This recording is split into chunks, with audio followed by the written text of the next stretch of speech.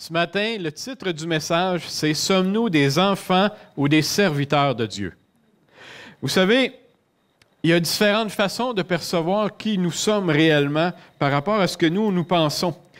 Vous savez, la vision qu'on peut avoir de qui nous sommes va faire aussi en sorte que nous allons aussi agir d'une façon quelconque. Et nous allons vraiment être conditionnés par notre façon de qui nous sommes et comment nous nous voyons. Je me souviens à un moment donné, quand j'étais plus jeune, mon père, parce que j'avais décidé à un moment donné d'arrêter l'école, et lui, il avait décidé que je ne perdrais pas mon temps. Et il y avait, lui, à l'époque, une usine à bois, puis il m'a dit « Tu t'en viens travailler à l'usine. » Fait que j'ai pas vraiment eu le choix d'aller travailler à l'usine. Mais là, ce qui s'est passé, c'est que lui, il m'avait envoyé dans l'usine, avec tous les gens avec qui il travaillait là aussi.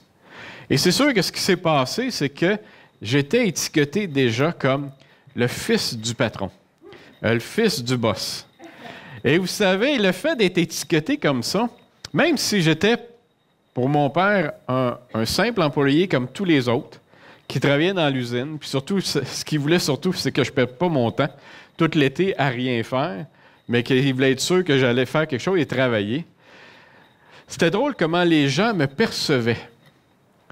Il y en a certains que, vu que j'étais le fils du patron, à chaque fois que j'étais comme en dîner avec eux autres, toutes les fois, ils étaient en train de louanger comme mon père, c'était un foutu bon boss. C'était le plus gentil, c'était le meilleur. Puis là, c'était toujours comme ça, comme si il se disait, ben peut-être que lui, il va aller parler pour moi parce que je lui dis que son père, c'était un bon boss. Mais il y en avait d'autres, eux autres, c'était pas comme ça qu'ils me voyaient. Il y en avait certains qui me voyaient plus comme, il va peut-être aller parler à son père de ce qu'on fait. Ou encore, il y en avait d'autres qui disent, le jeune, on va lui montrer comment, c'est quoi travailler. Et je me souviens, il y en avait quelques-uns qui, oui, ils voulaient me montrer c'était quoi travailler. Alors, à un moment donné, il arrivait des fois, j'étais en arrière d'une scie, puis il allait tellement vite que j'avais de la difficulté à fournir, puis je me disais, c'est-tu moi qui va pas assez vite? Mais je me suis aperçu, à force de les voir travailler, disons que c'était à moi qui faisais juste ça. Fait que, il voulait vraiment me montrer. Et vous savez, c'était drôle parce que j'ai pas été capable, à ce moment-là, de m'intégrer puis d'être vraiment comme tous les autres. Parce qu'il y avait une perception, ces gens-là, de moi, différente. Et à cause de cette perception-là, moi-même aussi, je n'agissais pas de la même façon. Fait que vous voyez, de la façon que nous, on peut se voir ou se faire voir, on va agir de façon différente. À un moment donné, il y avait un endroit où j'ai travaillé et j'avais 2 chefs d'équipe qui étaient pour moi, qui travaillaient pour moi, puis il y avait 2 équipes, puis tous les 2 les équipes faisaient la même chose. C'est juste qu'on avait des clients différents. Et les 2 chefs d'équipe, c'était 2 chefs d'équipe qui avaient la même fonction et ils faisaient la même chose. Sauf que chacun d'eux ne se voyait pas dans le même rôle, même s'ils avaient la même fonction. Il y en avait un, entre autres, lui, ce qu'il se disait, c'est que moi, en tant que chef d'équipe, je dois m'occuper de mon équipe, de l'encadrer, de lui dire qu'est-ce qu'il doit faire comme travail, puis quand il ne le fait pas bien, de le reprendre puis de lui dire, bien, c'est comme ça que ça doit se faire. Puis il y avait un autre, lui, qui se disait, moi, je suis là pour surveiller ce qu'ils font. On les paye pour faire leur travail, c'est des professionnels, sont assez grands pour savoir ce qu'ils ont à faire. Fait que voyez-vous, ils ont 2 visions différentes. Et dans les 2 cas, les équipes, il n'y avait pas les mêmes résultats non plus. Puis à un moment donné, je cherchais à savoir comment ça se fait qu'il y avait une équipe qui performait moins bien que l'autre. Puis là, je ne comprenais pas. Puis là, j'essayais de trouver toutes sortes de façons de faire pour les aider à mieux performer. Puis à un moment donné, ce qui s'est passé, c'est que celui qui est dans sa tête, qui était juste un chef d'équipe pour surveiller, il est parti. Puis là, l'autre chef d'équipe, il dit, Denis, dis-moi ce que je vais faire. Il dit, je vais prendre les 2 équipes, puis tu vas voir comment ça va bien aller. Et il a commencé à gérer la 2e équipe de la même façon qu'il faisait la première. Et c'est drôle, les 2 équipes ont commencé à performer tout aussi bien, puis on n'a pas changé personne, là. Ils ont commencé à performer tout aussi bien les 2. Et c'est là que j'ai vu à quel point, quand quelqu'un, de la façon qu'il se voit, puis perçoit les choses, il va agir d'une façon, puis dans le cas qui est là, il n'agissait pas nécessairement de la bonne façon.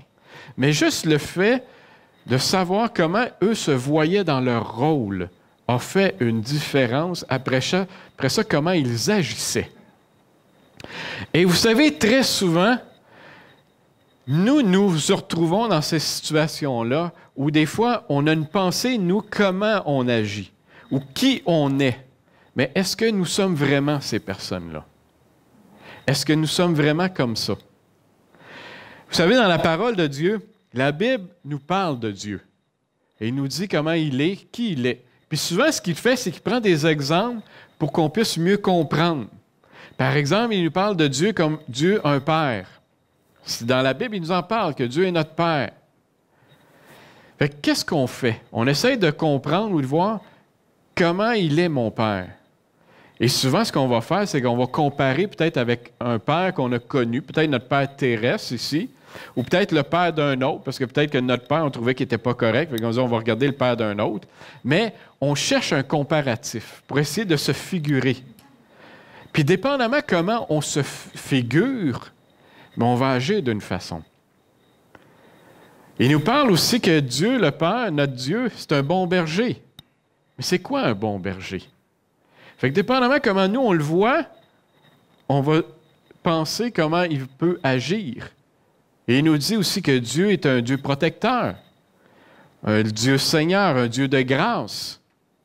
Et l'idée qu'on se fait, puis je me répète, mais va influencer comment nous sommes, puis comment nous allons agir. Il parle de nous aussi dans la Bible. Et il nous dit que nous sommes des enfants de Dieu. C'est quoi être un enfant de Dieu? Il nous dit que nous sommes des serviteurs de Dieu. Et il nous dit que nous sommes même des évangélistes. Il y en a pour d'autres, c'est des apôtres, d'autres des pasteurs. Mais la Bible aussi nous parle que nous sommes des esclaves de Dieu. Fait que c'est toutes sortes de définitions. Puis dépendamment comment nous on les voit et le rôle que nous nous donnons, nous allons agir d'une façon quelconque. Est-ce que ça veut dire qu'on agit toujours de la bonne façon?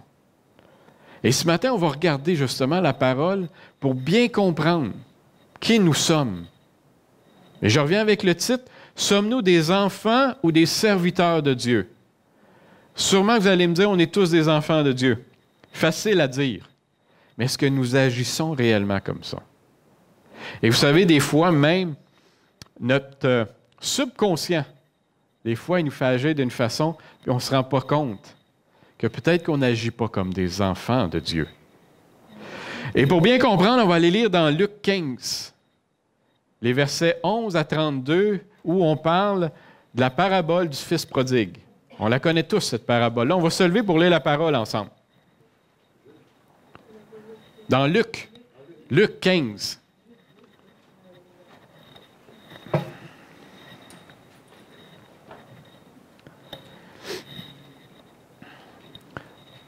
Luc 15, les versets, on va commencer à 11, qui est la parabole du Fils prodigue. C'est Jésus qui parle. Il dit encore, un homme avait 2 fils. Le plus jeune dit à son père, « Mon père, donne-moi la part de la fortune qui doit me revenir. » Et le père leur partagea son bien.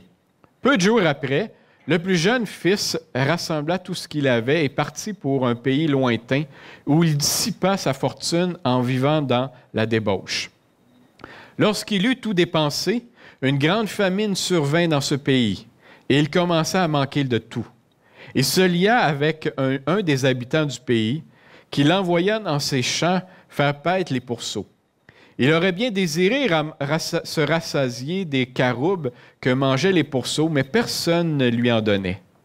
Rentré en lui-même, il se dit, « Combien d'employés chez mon père ont du pain en abondance, et moi ici, je péris à cause de la famine.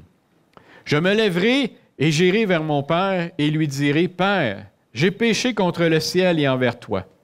Je ne suis plus digne d'être appelé ton fils. Traite-moi comme l'un de tes employés. » Il se leva et alla vers son père, comme il était encore loin. Son père le vit et fut touché de compassion, et il courut se jeter à son cou et l'embrassa. Le fils lui dit, « Père, j'ai péché contre le ciel et contre toi. Je ne suis plus digne d'être appelé ton fils. » Mais le père dit à ses serviteurs, « Apportez vite la plus belle robe et mettez-la lui. Mettez-lui une bague au doigt et des sandales pour ses pieds. Amenez le veau gras et tuez-le. Mangeons et réjouissons-nous. Car mon fils que voici était mort, et il est revenu à la vie. Il était perdu, et il est retrouvé. Et ils commencèrent à se réjouir. Or, le fils aîné était dans les champs. Lorsqu'il revint et s'approcha de la maison, il entendit de la musique et des danses. Il appela un des serviteurs et s'informa de ce qui se passait. Ce dernier lui dit, « Ton frère est de retour, et parce qu'il lui a été rendu en bonne santé, ton père a tué le veau gras. » Il se mit en colère et ne voulut pas entrer. Son père sortit pour l'y inviter. Alors il répondit à son père, « Voici, il y a tant d'années que je te sers, jamais je n'ai désobéi à tes ordres, et à moi jamais tu n'as donné un chevreau pour me réjouir avec mes amis. Mais quand ton fils que voilà est arrivé, celui qui a dévoré ton bien avec des prostituées, pour lui tu as tué le veau gras. Toi, mon enfant, lui dit le père, tu es toujours avec moi, et tout ce que j'ai est à toi. Mais il fallait bien se réjouir et s'égayer, car ton frère que voilà était mort, et il est revenu à la vie. Il était perdu, et il est retrouvé. » Amen. Amen. On peut s'asseoir. Ça faisait beaucoup à lire, mais je pense qu'il est important qu'on puisse lire cette parabole-là au complet, pour qu'on puisse mieux suivre. Ici, dans la parabole de cette histoire-là, il y a deux fils. On comprend bien qu'il y a deux fils ici. Mais les deux fils ne se voient pas nécessairement comme des fils. C'est drôle à dire. Ils portent le nom de fils, mais est-ce qu'ils se voient réellement comme fils tous les deux? On a le plus jeune qui, lui, il dit à son père, il dit, « Il y a un héritage qui va me revenir. » Fait que lui, il se voit comme son fils, puis il sait qu'il y a un héritage qui va lui revenir. Fait qu'il dit à son père, « Donne-moi mon héritage. Je vais aller en faire ce que je veux. » Alors, il prend l'héritage, puis comme on voit l'histoire, bien, il la dépense toute, puis tout ça. Puis là, il s'aperçoit qu'il a mal agi. Puis qu'il se dit, là, ça n'a pas de bon sens, je vais retourner voir mon père. Puis je vais lui demander pardon. Puis il va plus loin, il va dire, même, je suis prêt à ce qu'il ne me reconnaisse plus comme mon fils. Ça va loin, là. Mais lui, le père, c'est sûr que quand il l'a vu, il a dit, non, non, non, tu es toujours mon fils et tu vas rester mon fils. C'est comme ça qu'il l'a vu. Alors, quand il a vu son fils revenir, il a dit, waouh, on va fêter, là, il était mort, il est revenu à la vie. Fait qu'on va fêter ça. Le deuxième, par exemple, le plus vieux, est-ce qu'il se voit vraiment comme un fils? Il est un fils. Il a son père. Mais remarquez la réponse qu'il donne. La réponse qu'il donne quand il parle à son père. La réponse, il dit, « Voici, il y a tant d'années que je te sers. Jamais je n'ai désobéi à tes ordres. Et à moi, jamais tu n'as donné un chevreau pour me réjouir avec mes amis. » Vous savez, ici, le terme qu'il utilise, « Voici, il y a tant d'années que je te sers. » Le mot ici qui est utilisé, quand tu regardes la définition dans la Bible, il parle ici d'esclave. Le mot qui est utilisé, il fait référence à être un esclave. Alors ici, le fils, la façon qu'il s'est toujours vu, c'est qu'il était au service de son père. Il se voyait comme un esclave. Et vous voyez, il dit même à son père, il dit, « Garde, il dit même, tu m'as jamais pour moi tué un chevreau pour que je puisse me réjouir. » Et regardez le père, ce qu'il lui dit. « Ouais, mais il dit, tu es avec moi, puis tout ce qui est à moi est à toi. » En fait, il est en train de lui dire, « Ben, c'était là, c'était à toi. Pourquoi tu n'en as pas profité? Pourquoi tu n'as pas profité de ce qui était ici à toi? Tu es mon fils.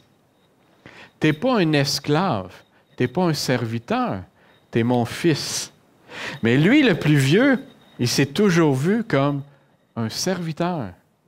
Puis ici, il va plus loin parce qu'il dit, « Je ne t'ai jamais désobéi. J'ai toujours obéi à tes ordres. » Un fils, il se sentait comme obligé d'obéir aux ordres de son père. Est-ce que c'est réellement la position d'un fils? Fait qu'on voit ici qu'il y a deux fils. Un qui se voit réellement comme son fils, puis qui a voulu avoir son héritage, puis profiter de tout ce qui lui revenait. Puis l'autre qui s'est toujours vu comme un serviteur, même s'il portait le nom de fils. Sommes-nous des enfants ou des serviteurs?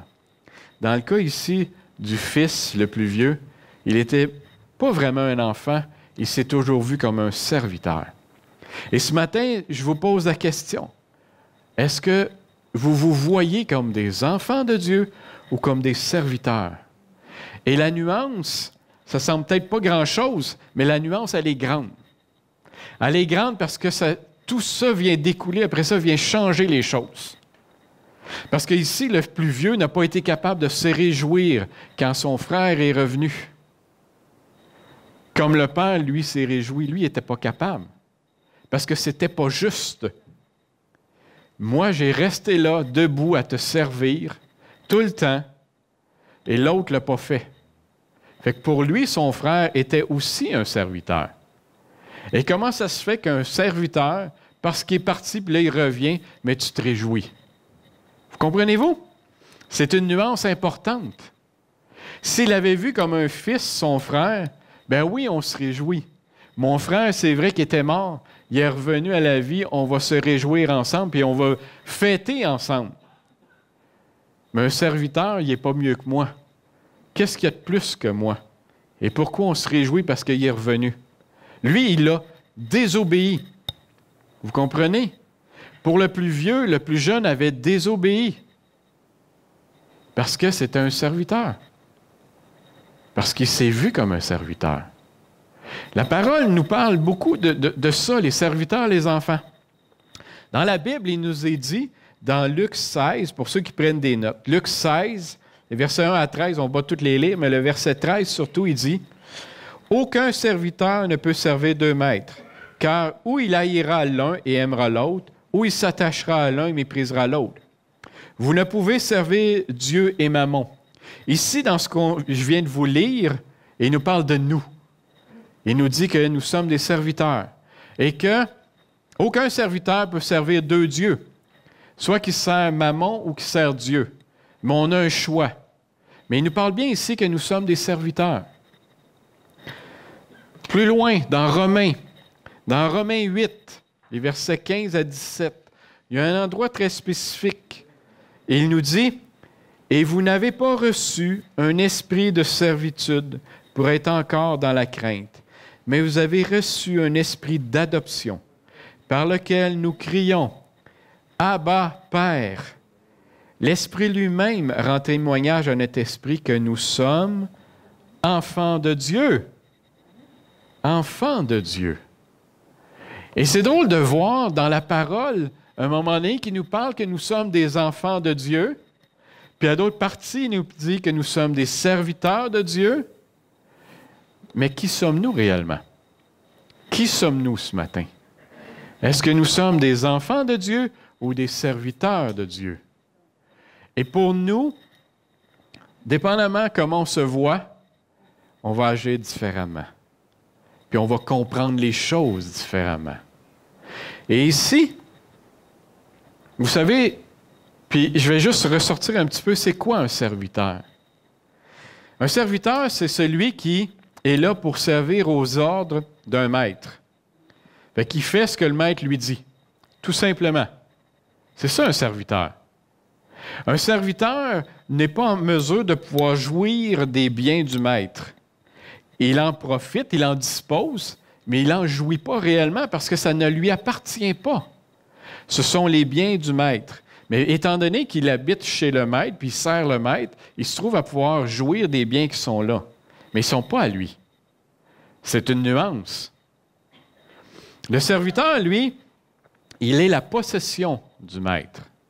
Alors, il est aussi, comme on pourrait dire, pris par les caprices que le maître va avoir.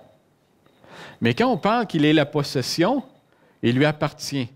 Alors, il n'y a pas vraiment de lien d'amour qui existe entre le serviteur et le maître.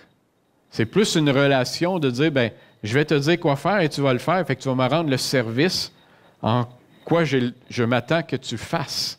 Vous comprenez? Alors, il n'y a pas vraiment de relation vraiment personnelle entre les deux. Le fils, lui, c'est quoi un fils? Le fils, lui, ce que c'est celui qui est l'héritier. L'héritier du maître. C'est lui qui va hériter des biens du maître, contrairement au serviteur. Le fils, lui, il est en mesure de pouvoir jouir des biens du maître, parce que ça lui appartient aussi, parce qu'il est le fils. Ce n'est pas juste des biens qui sont là puis qu'il laisse de côté. Ils lui appartiennent aussi parce qu'il est le fils. Le fils fait partie aussi de la famille du maître. Il y a donc une relation d'amour qui existe entre le maître et le fils. Tu sais, quand je dis maître, on peut aussi prendre le mot père aussi. OK? Et le fils bénéficie aussi de la protection du maître. Alors, quand on regarde le texte qu'on a lu ensemble, on voit vraiment la différence. Parce que si le plus vieux s'était vu comme un fils, il aurait, dans ce cas-là, profité des biens que son père avait. Il aurait, lui, allé fêter. Il aurait pris et aurait dit, « Regarde, je vais aller fêter, moi, avec mes amis. Parce que je suis le fils et je peux jouir des biens qui sont là. » Je regarde, moi, par exemple, à la maison, avec nos 3 enfants. Et vous savez, quand c'est arrivé quelquefois, quand on disait, on part tous les deux, mon épouse et moi, puis on dit aux enfants, on vous laisse la maison. Dans notre tête, c'est qu'ils restent là pour garder la maison. Mais eux, dans leur tête, c'est qu'ils disent, on va pouvoir en profiter, on va fêter. Alors, ils jouissent des biens qu'on leur laisse, vous comprenez? Mais c'est sûr qu'un serviteur n'osera pas vraiment le faire, mais les enfants vont le faire. C'est sûr que des fois, on se dit, vous pouvez peut-être moins en jouir des biens, s'il vous plaît, mais c'est pas grave. Mais vous comprenez qu'ils considèrent que c'est à eux aussi. Et c'est correct, parce que nous faisons partie de la même famille.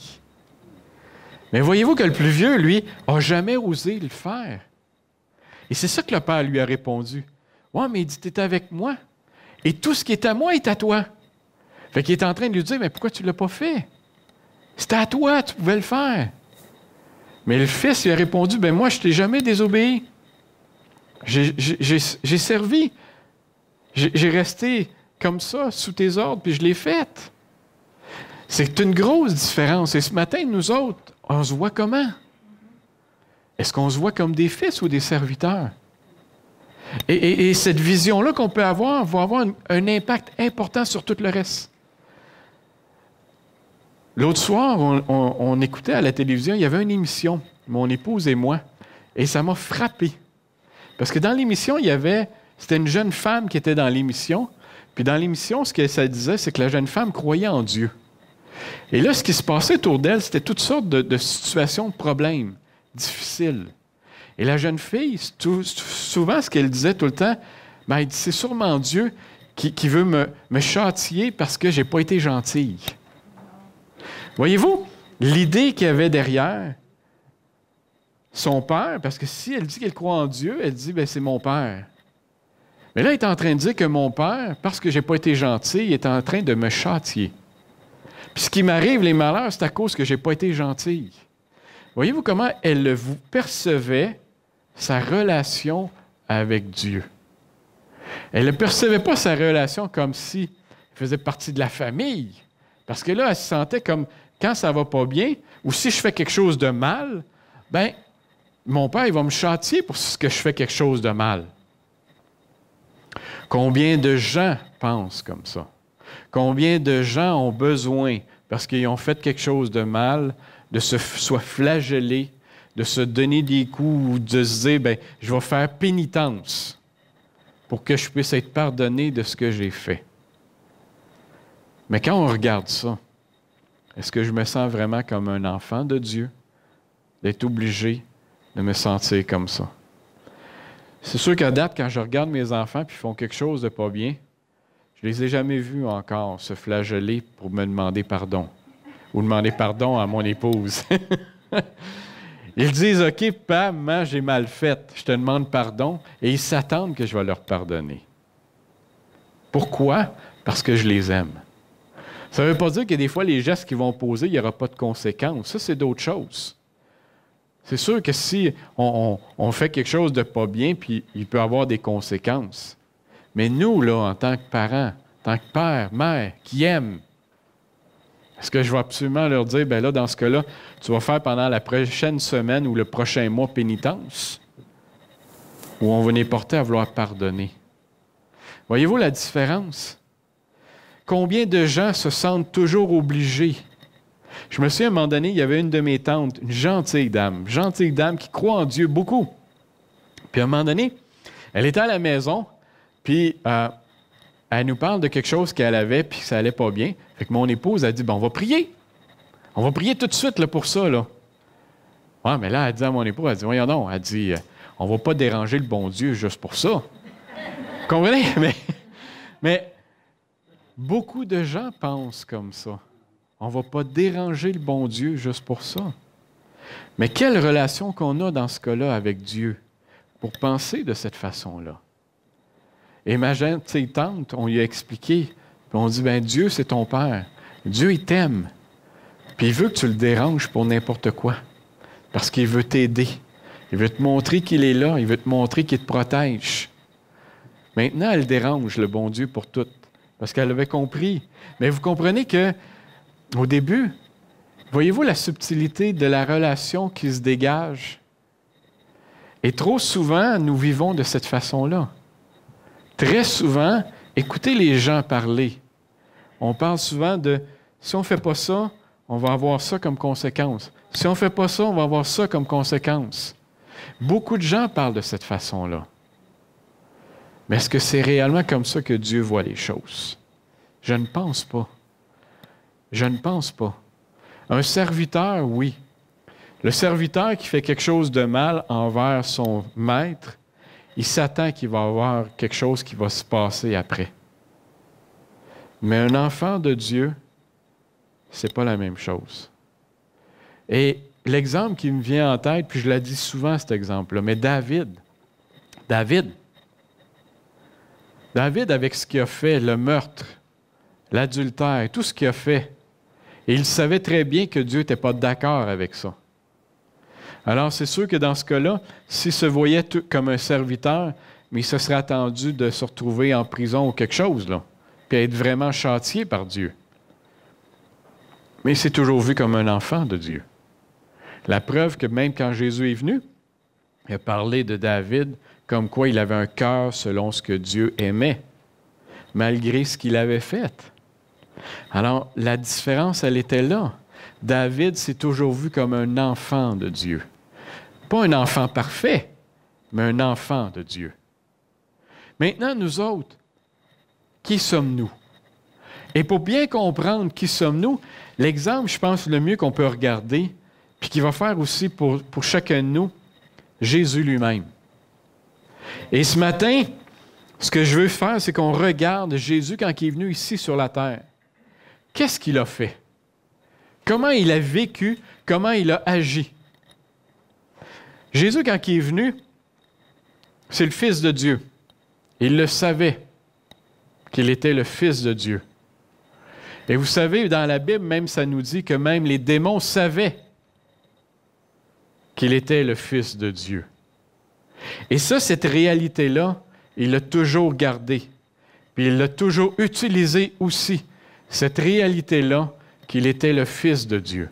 Parce que vous savez, à un moment donné, dans la parole, dans Matthieu 8, verset 29, qui nous dit, c'est les démons qui crient.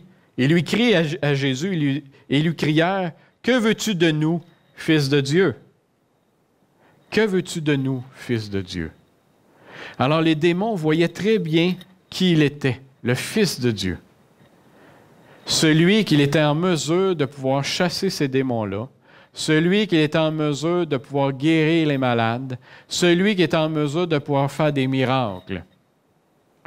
Aujourd'hui, nous ici, si nous disons que nous sommes enfants de Dieu, nous sommes dans ce cas-là dans la même catégorie. dans la même famille que Dieu. Ça veut donc dire que cette autorité-là que Jésus avait, il nous l'a transmise. Il nous l'a transmise, cette autorité-là, qui aujourd'hui, nous autres, vu qu'on fait partie de la même famille de Dieu, nous pouvons, nous, dans le nom de Jésus, dire aux démons de s'en aller. Dans le nom de Jésus, nous pouvons aussi guérir. Dans le nom de Jésus, nous pouvons nous attendre à des miracles aussi. Mais est-ce que nous croyons que ça peut arriver? Les fils de Dieu, ça peut arriver. Les serviteurs de Dieu peuvent être tremblants et avoir peur parce qu'ils ne sont pas conscients qu'ils peuvent jouir de l'autorité qui est donnée dans le nom de Jésus. Vous comprenez? Le serviteur ne jouit pas des biens. L'enfant peut en jouir. Ça veut donc dire que nous, si nous sommes réellement enfants de Dieu, nous pouvons nous aussi, dans le nom de Jésus, proclamer ces choses. Nous pouvons prier pour les gens dans le nom de Jésus. Et les gens peuvent être guéris parce que nous l'avons, ça. Mais combien de gens doutent? Combien de gens ne croient pas que ça peut arriver?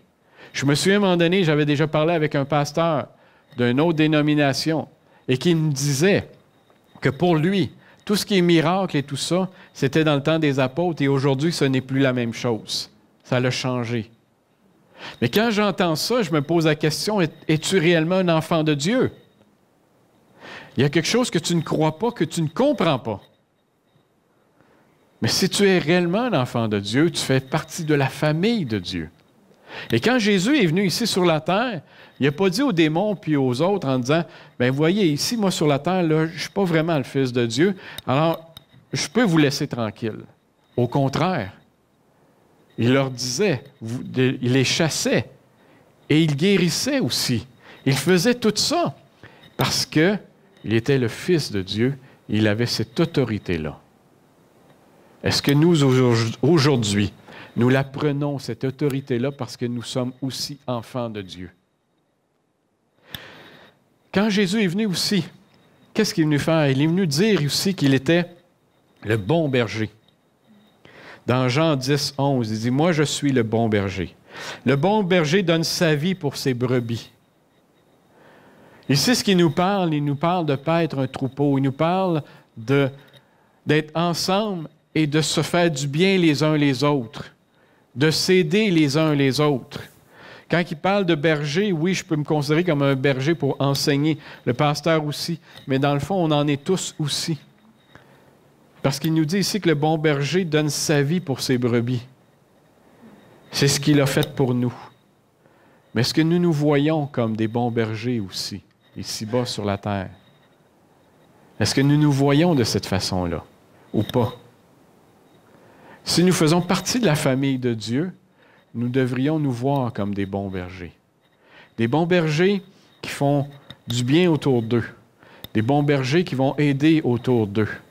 Des bons bergers qui vont parler de Dieu aussi.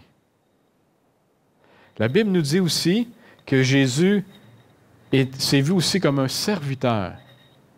Dans Jean 13, 14, il dit « Si donc je vous ai lavé les pieds, c'est Jésus qui l'a fait, moi le Seigneur et le Maître, vous aussi, vous devrez vous laver les pieds les uns les autres. Vous aussi, vous devrez vous laver les pieds les uns les autres. » Ici, il nous parle de se servir les uns les autres. Il nous parle d'humilité, parce que quand Jésus l'a fait, il l'a fait en toute humilité. Et quand il l'a fait, puis là, même à un moment donné, dans toute l'histoire de ça ici, il y a Pierre qui dit « Non, non, non, toi, tu ne vas pas me laver les pieds. » Et Jésus, il a répondu « Il faut que je le fasse absolument pour que vous puissiez comprendre. » Alors Pierre, il dit « Bien, dans ce cas-là, lave-moi au complet, tu sais. » Parce qu'il avait vu qui était Jésus. Il savait qui était réellement Jésus, le Fils de Dieu, avec tout ce qu'il avait et tout ce qui venait avec. Mais ce que Jésus essaie de démontrer ici, c'est que nous sommes tous serviteurs les uns des autres. C'est ce qui est venu nous montrer ici. Et pour lui, c'est important de le faire pour qu'on puisse s'aider les uns les autres, qu'on puisse s'aimer les uns les autres. Parce que vous savez, la vie, des fois, on peut la trouver longue. Il arrive des fois des difficultés dans nos vies. Mais on a besoin, dans ce cas-là, quand on a les difficultés, d'avoir nos frères à côté, nos sœurs qui vont venir nous aider, qui vont venir nous servir. Puis le jour que ça va aller bien, mais moi, je vais refaire la même chose aussi. Parce que nous sommes les serviteurs les uns des autres. C'est ça que Dieu nous demande de faire. Et il l'a fait, il l'a démontré. Ce qui nous parle aussi, il nous dit que Jésus est venu comme enseigner aussi. Dans Matthieu 11, 1, il dit, il partit de là pour enseigner et prêcher dans les villes. Ce matin, on a entendu une prière aussi. Parce que vous savez, on a décrété un jeûne. Mais aussi le jeûne, aussi ce qu'on veut, c'est que le nom de Dieu puisse être élevé. Et dans la prière de quelqu'un ce matin, il disait, mais dans ce cas-là, c'est qui va aller prêcher? Qui va aller témoigner? C'est nous autres. Il n'y en a pas vraiment d'autres, là. C'est nous, on dit qu'on va faire un jeûne, puis que ça fait partie. Bien, on ne demandera pas aux voisins d'aller, dans ce cas-là, parler pour nous. C'est à nous à le faire. Comme Jésus a fait. C'est le rôle qu'il nous demande.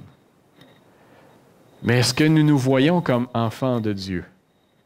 Parce que quand on est enfant de Dieu, on va avoir le goût de parler de notre Père, de la bonté de notre Père, des bontés qu'il a fait dans nos vies, de l'amour de notre Père.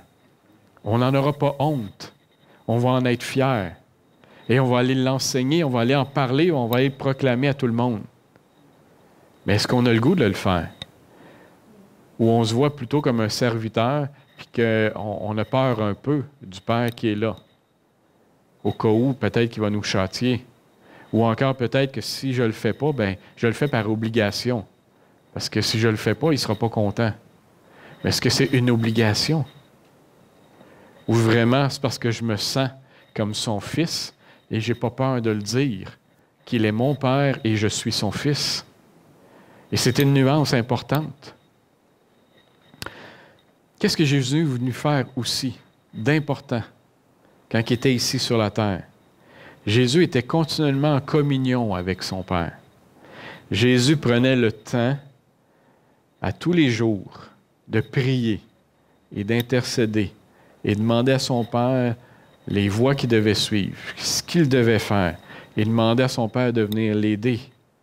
Vous savez, même quand il était dans le jardin de Gethsémani, puis il savait qu'il s'en allait à la croix.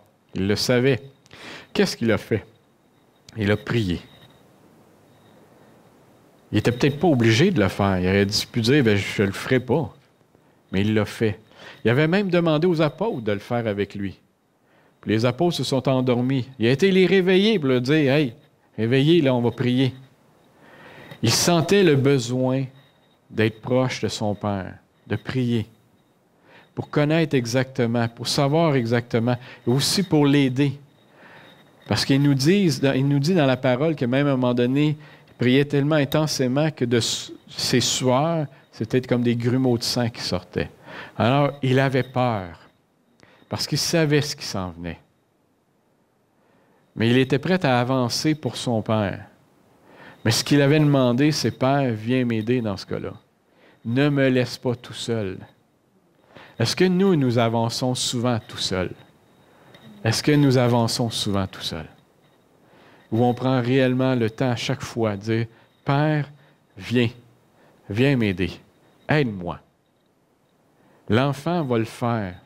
Moi, je regarde mes enfants, quand ça ne va pas bien, ils ont des problèmes, ils m'appellent ou ils appellent mon épouse. Puis il dit « Peux-tu m'aider? » Est-ce que nous le faisons? Ou on oublie? Pourtant, si on se dit enfant de Dieu, on croit que Dieu est le Dieu tout-puissant qui peut tout faire. Dans ce cas-là, il n'y a pas de limite. Comment ça se fait que je vais oublier de lui demander de m'aider? S'il y en a un qui peut réellement m'aider, c'est bien lui. L'enfant ne l'oubliera pas. Moi, je regarde les miens, en tout cas mes 3, puis il n'y en a pas un qui l'oublie. Quand ça ne va pas bien, il retourne dans la chambre ou quelque chose. Puis je me souviens que j'ai fait la même chose avec mes parents. Puis encore, des fois, quand j'appelle mon père et qu'il y a quelque chose qui ne marche pas, et je le sais, on reste parents toute notre vie. Même à l'âge où je suis rendu, puis avec mon père, à l'âge qu'il est rendu, il est encore mon père. Puis quand ça ne va pas bien ou il y a quelque chose, je l'appelle ou j'appelle ma mère aussi. Et ça reste. Est-ce que nous faisons la même chose avec notre Père, notre Dieu? Ou on oublie ça? L'enfant ne l'oublie pas. Je ne l'ai jamais oublié. Mes enfants ne l'oublient pas. Comment ça se fait qu'on peut l'oublier? Si on l'oublie, c'est parce que dans ce cas-là, on ne se voit pas comme des enfants de Dieu. C'est pour ça la question que je posais au début. Sommes-nous des enfants ou des serviteurs? Ça semble facile à dire, mais est-ce que nous agissons réellement toujours comme des enfants de Dieu? Quand on regarde la vie de Jésus quand il est venu, ce qu'on voit, c'est qu'il a agi vraiment comme un enfant de Dieu toute sa vie, tout le temps qu'il a été ici. Puis qu'est-ce qu'il est venu faire? Puis je l'ai écrit de cette façon-là. J'ai dit, en somme, Jésus était un fils pour Dieu, mais venu sur la terre pour servir les intérêts de son Père. Comprenez? Je vais relire. En somme, Jésus était un fils pour Dieu, mais venu sur la terre pour servir les intérêts de son Père. Il a joui du statut de fils de Dieu. Il a été en mesure, avec ce statut-là, de pouvoir chasser des démons, de guérir et tout ça. Nous pouvons nous aussi jouir de ce statut-là. Il est aussi venu parler de son Père. Dieu, c'est ce qu'il est venu faire aussi. Est-ce que nous le faisons, nous autres aussi? Parler de notre Père, de notre Dieu. Puis, il est venu présenter son Père. Comment? Par l'amour qu'il a eu pour les gens qui étaient autour de lui, en distribuant l'amour. Et en conclusion, je vais juste lire un petit passage. En fait, il y a une belle prière. C'est la prière que Jésus a faite. Ça se trouve dans Jean 17, qui est juste un petit peu après nos passages. Dans Jean 17, je suis dans Luc, excusez. Il me semblait que ça ne fonctionnait pas. Dans Jean 17, juste un petit peu plus loin, qui est la prière que Jésus a faite à Dieu.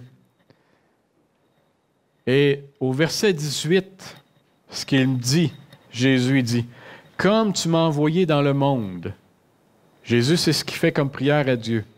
Il dit, « Comme tu m'as envoyé dans le monde, moi aussi, je les ai envoyés dans le monde. » Il parlait des apôtres, mais il parle aussi de tous ceux qui vont croire en Jésus-Christ, de tous ceux qui vont se dire enfants de Dieu, qui font partie de la famille de Dieu. Ce que Jésus il dit ici, mais moi aussi, je les ai envoyés dans le monde. Alors, la réponse à la question au début, c'est qu'il faut comprendre que nous sommes enfants de Dieu, mais nous sommes ici pour aussi servir les intérêts de notre Père. Et c'est dans ce sens-là que nous sommes des serviteurs. Et si nous aimons vraiment notre Père et nous nous voyons comme des enfants pour lui, réellement, dans ce cas-là, nous allons vouloir servir ses intérêts. C'est-à-dire de proclamer son nom, parler de lui aux autres, mais aussi quand on va voir des frères et des sœurs dans le besoin, on va vouloir les aider aussi, comme Jésus a fait. On va vouloir aussi continuer de lire la parole pour savoir qu'est-ce qu'il y en est là-dedans. Qu'est-ce qu'il y a d'autres choses à nous enseigner? Qui il est réellement? Pour le connaître encore davantage. On va vouloir aussi prendre du temps pour prier. Parce que c'est dans la prière qu'on communique aussi avec lui. On va vouloir faire toutes ces choses-là parce qu'on va se considérer comme des réels enfants de Dieu et non pas juste comme de simples serviteurs. Et nous allons vouloir le servir, mais servir ses intérêts, afin que d'autres puissent goûter à la joie que nous avons d'être enfants de Dieu. Amen.